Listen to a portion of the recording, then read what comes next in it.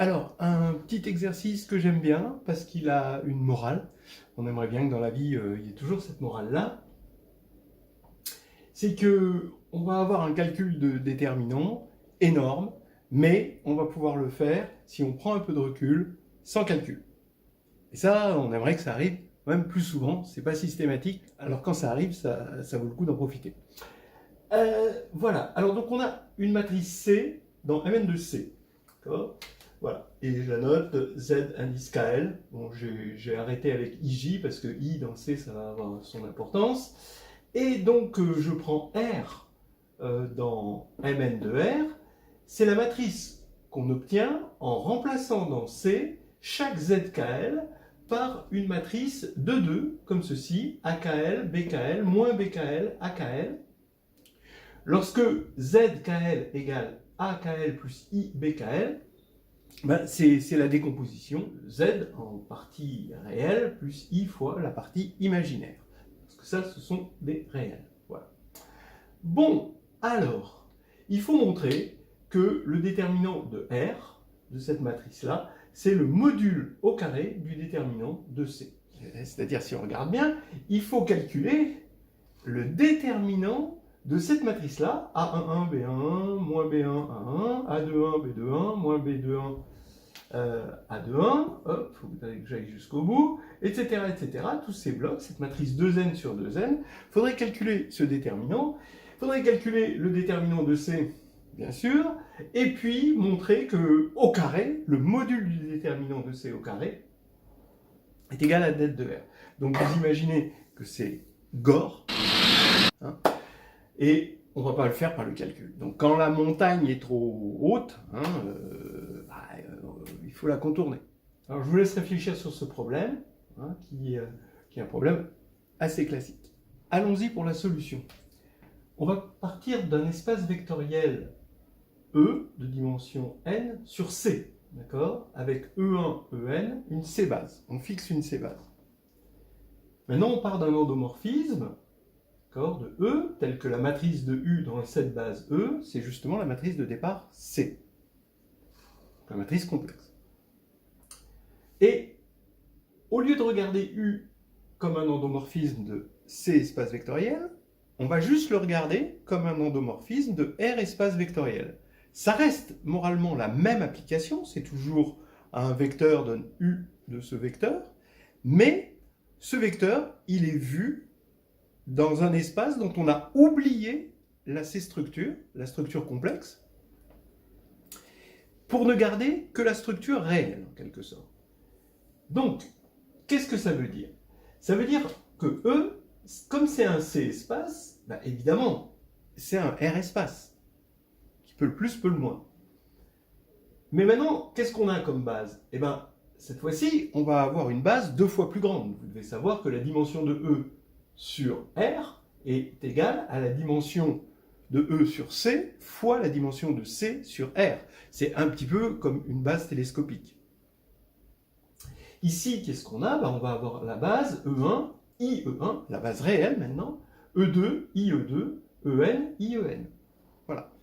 Alors, bon, je vous laisse vérifier que c'est bien une base, une R base de E. Ben oui, comme tout élément de E se décompose en somme de ZK, EK, ici, il suffit de remplacer ZK par AK plus IBK, avec AK, BK réel, donc la décomposition cartésienne, pour obtenir une R décomposition dans cette base-là. Donc celle-ci est génératrice. Et ensuite, pour montrer qu'elle est libre, vous partez d'une R relation là-dedans, et vous regroupez tous les termes en EI, et vous regroupez les termes en E1, les termes en E2, etc., jusqu'au terme en EN, pour construire une relation sur Z, cette fois-ci, que vous annulez, et dans un deuxième temps, vous montrez que la relation est nulle. Donc ça, c'est assez facile de voir ça. Alors maintenant, regardons U comme endomorphisme de cette base, et dans cette base, on va regarder sa matrice. Et bien, sa matrice, regardez, ça veut dire qu'il faut regarder U de E1, U de IE1, U de E2, U de IE2, etc., etc., dans cette même base, hein, en colonne. Donc on regarde U de E1, Bah, au départ, U de 1, c'était Z11E1 plus Z21E2, etc., plus ZN1EN. Et bien oui, bah là maintenant, en mode réel, c'est A11E1 plus B11IE1, d'accord? Parce que Z11, c'est A11 plus I B11, tout ça, etc., etc. Donc vous avez ça, ce qui va faire que vous avez cette colonne. Quand vous allez regarder cette base-là, donc cette base réelle, et ici, vous la mettez en colonne, cette base réelle, bah vous voyez bien que vous avez A11, B11, ensuite vous aurez A21, B21, jusqu'à AN1, BN1. Maintenant, il faut faire cette colonne-là, bah il faut regarder U de IE1. Mais là, on se rappelle qu'en fait, U était pas n'importe quel morphisme réel, c'est un endomorphisme d'espace complexe, donc il commute avec I. Donc ici, E de IE1, c'est I, U de E1. Donc je multiplie par I cette égalité, et là je vais avoir I fois I moins 1, donc je vais avoir moins B11E1, plus A11IE1, etc. Donc je vais avoir cette colonne avec moins B, A, etc. Voilà. Donc, déjà, on a quelque chose, et on va le dire comme ça.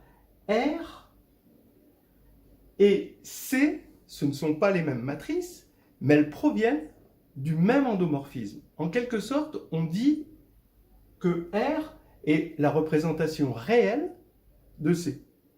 Dans le sens vraiment théorie des représentations, comme c'est au programme de Lagrange.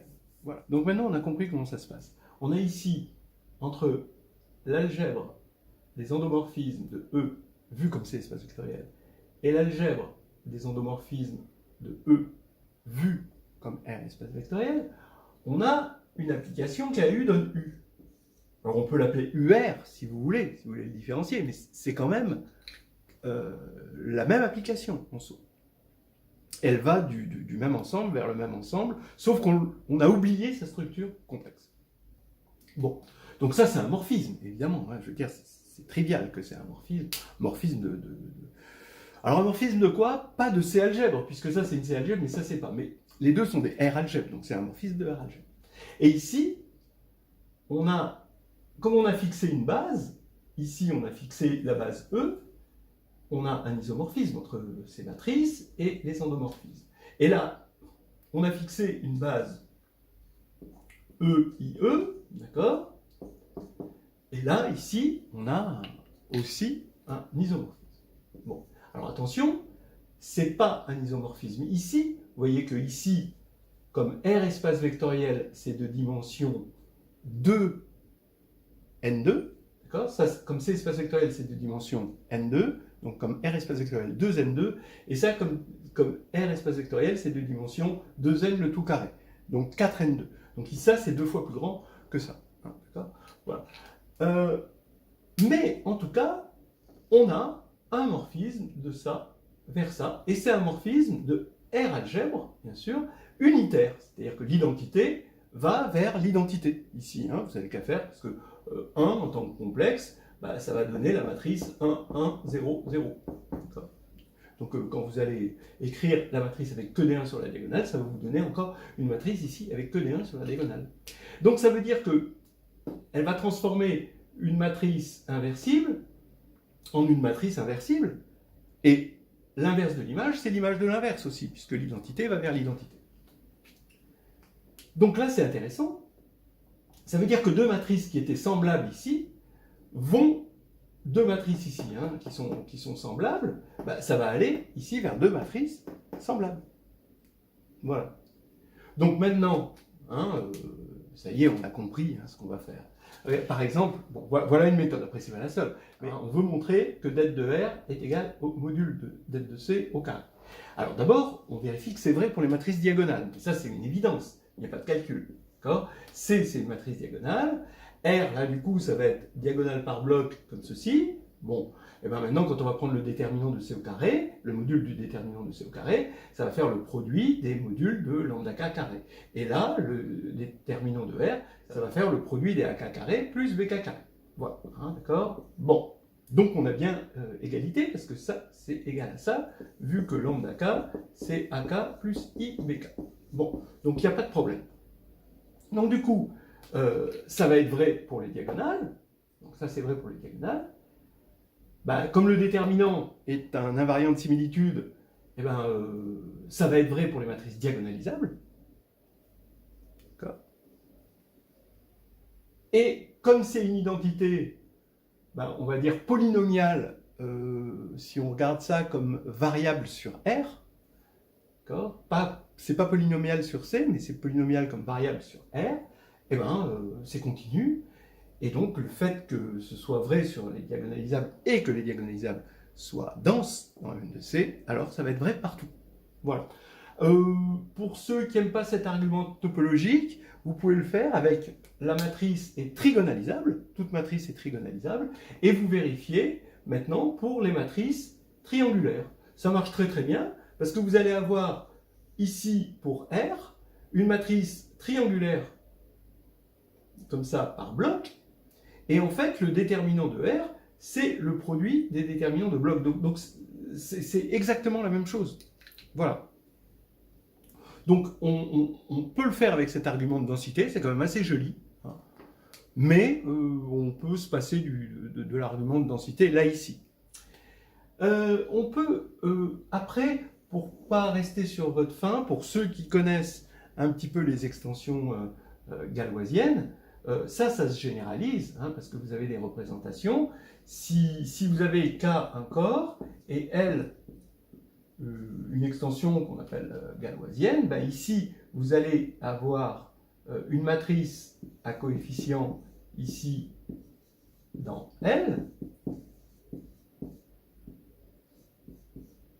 et vous allez avoir sa représentation sur K en remplaçant ceci par la matrice d'un morphisme de multiplication par lui,